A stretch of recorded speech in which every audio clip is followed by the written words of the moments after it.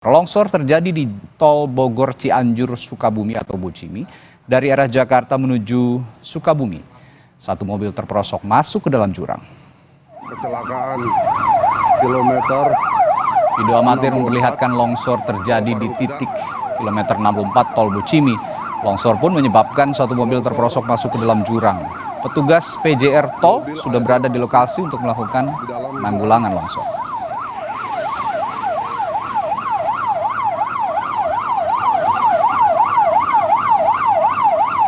Untuk rekan-rekan,